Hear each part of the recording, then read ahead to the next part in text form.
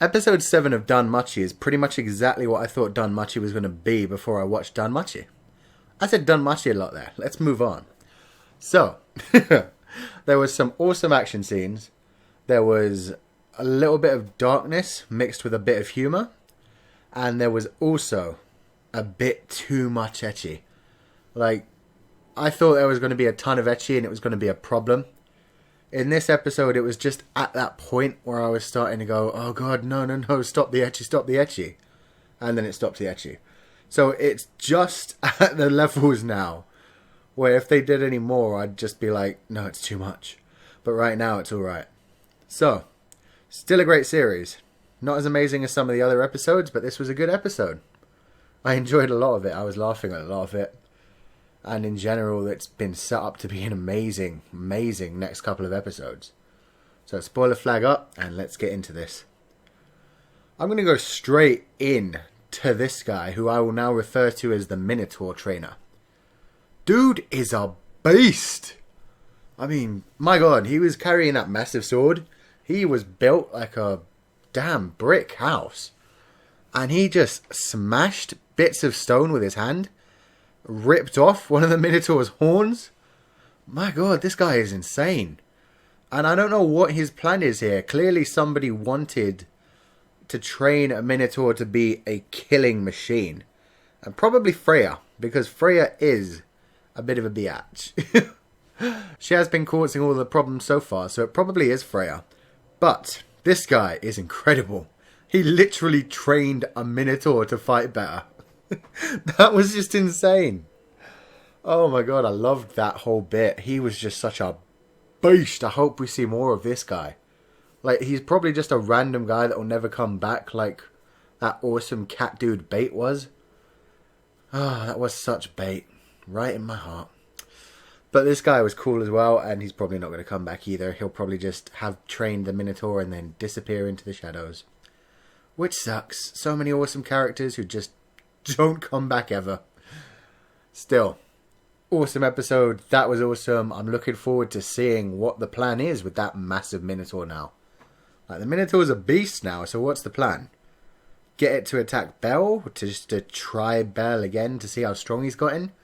Or are they going after Eyes because they think that Eyes is causing Bell problems? I don't know. As in, like, holding him back from his true potential. But they would be wrong about that, since his special skill is all about trying to be as strong as her. But then again, maybe that's the problem. Maybe that's the limit where if he ever gets as strong as her, that special skill becomes useless. Whereas if they have a monster from the dungeon kill Eyes, then his new motivation will be to get revenge for Eyes. In which case his limit will be endless. He'll be able to go further up the dungeon faster than anyone else because he wants to clear the dungeon and get revenge. Basically kill everything in the tower. That would be cool. I don't want Eyes to die though. We finally got to meet Eyes in this episode and it was awesome. The Sword Princess is just so funny. And we don't know much about her, but we know she's a funny airhead. She is badass with a sword. She kicked the crap out of Belle like there was no tomorrow. And she's just funny. That scene where she took Belle's knife and she was like, oh, you use a knife, not a sword. Do we use it like this? Like this? Like trying out all the stupid poses. And Belle was just staring at her like, what's going on? What are you doing right now, Sword Princess? And then she just roundhouse kicked him in the chin. And knocked him on his ass. That was amazing. That was amazing. Every scene with Eyes in this episode was awesome. Even the kind of silly one where they went to sleep and then Belle was just kind of staring at her and half of him was saying, hey, go ahead and wreck that chick. She's basically asking for it. The other half was saying, don't be such a douche. That's a dick thing to do. And that's probably the kind of feeling that just about every guy gets when there's a hot chick sleeping next to them. It's like, should I try to make a move? Was she sending me signals? And in this case, the simple answer was no, she's just an airhead. And it'll be interesting to see what kind of character she actually is later on, because she's clearly got some sort of dark past. Like, she's trying to catch up to someone else, so who is it? What is this mysterious force that is driving Eyes? And will we ever actually find it out? That's what I want to know. Still, looking like it's going to be an awesome bunch of other episodes. I guess I'll go into the ecchi because it was kind of annoying. The first bit right at the beginning where Hestia and Lily were fighting over Belle was just kind of annoying. I mean, it was slightly funny, but it was more annoying than anything else. I hate harems, and that reminded me too much of the actual plot of some harems. And it just annoyed me. I mean, I'm hoping that there won't be many more scenes like that. They'll just bring it back as a joke every now and then that Lily and Hestia are fighting each other over Belle. But it was annoying in this episode, and I don't want to see it again. And then there was also the scene at the end where Hestia just jumped into him and, like, just went straight her boobs into his face, and it was just annoying, really. They don't need that in this anime. The action is enough.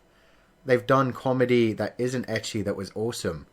So they don't need to be wasting their time throwing in the ecchi, like, just to captivate the male audience. They don't need to do that. It's not as funny as the better comedy. That's my view anyway. I do hate ecchi and harems. But, hey, this is a harem, and it's got ecchi, and I'm still enjoying it. So it's not too much yet.